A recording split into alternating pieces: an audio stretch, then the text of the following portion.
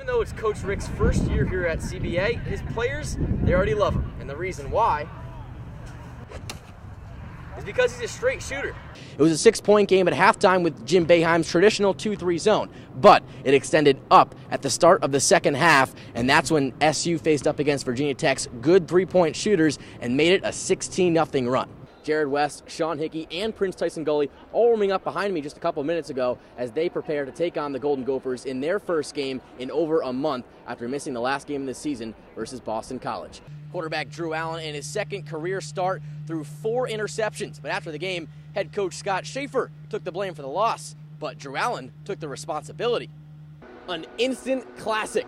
Syracuse defeats Denver in the Final Four 9-8 here in Philadelphia, and the Orange, well, they're used to these one-goal games. Luke and Josh both come from across the country, but here at Syracuse is where their two stories meet. But here's what separates Nas from the rest of the pack in Central New York. He's a hard-working high school football player that comes from a pretty rough background.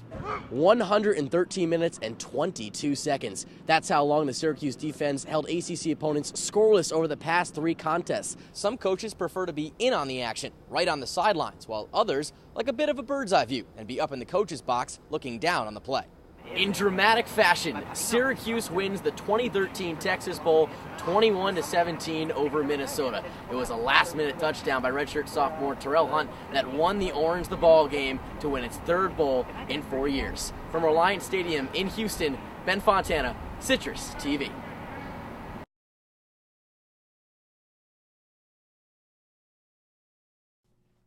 For the first time in a decade, a top 5 team dared to invade the Carrier Dome. Find out how number 3 Clemson throttled the Cuse in front of almost 50,000. And where does the Orange go from here?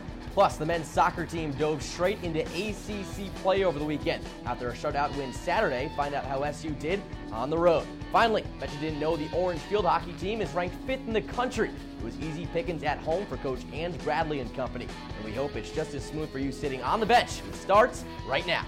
Words of encouragement from an SU great, but the Orange anything but great 2 weeks ago against Georgia Tech.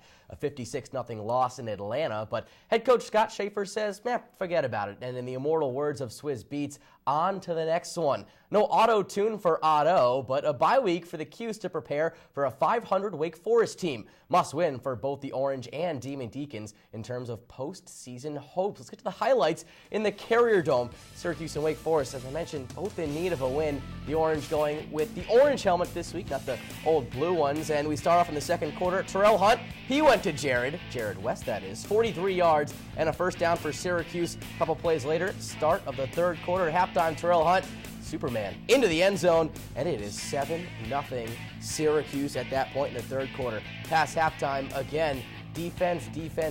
Name of the game, Isaiah Johnson intercepts a Wake Forest pass, and it sets up Syracuse beautifully. Right outside the red zone, Jerome Smith, Jared West, a pass? You gotta be kidding me. Brizzly is steam, wide open in the end zone, and dare I say it, Jared West is an absolute magician. Later on in the third quarter, Syracuse extra point, whacked. Jonathan Fisher filling in for the suspended Ryan Norton gets his PAT attempt blocked. 13-0 Syracuse at that point. And then, as I said, defense again. Tanner Price, the lefty, with no shot against the Syracuse front 7. Big sack there in the backfield by Isaiah Johnson and Marquis Sproul. 13-0, the final score for Syracuse.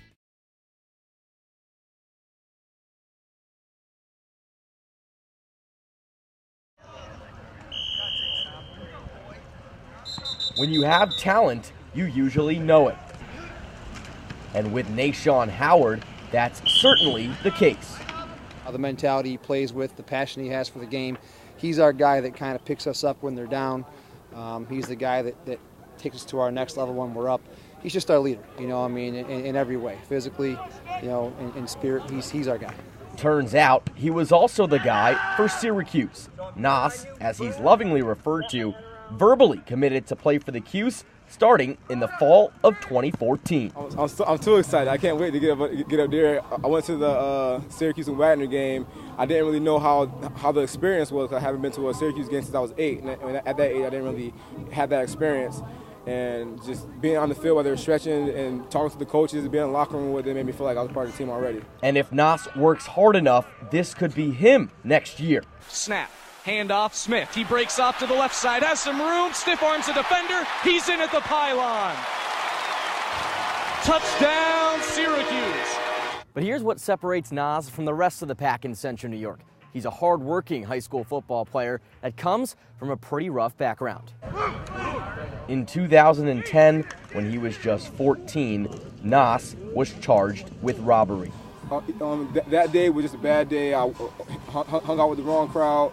Well, the wrong friend. Well, not even a friend. It was a brother of my cousin, and he told me to go to Walmart with him. Went to Walmart, and he did that. And since I was with him, you're as bad as coming you keep. So from there, I just had to prove a point to everyone that I wasn't that kid they thought I was, because they didn't really know me like that.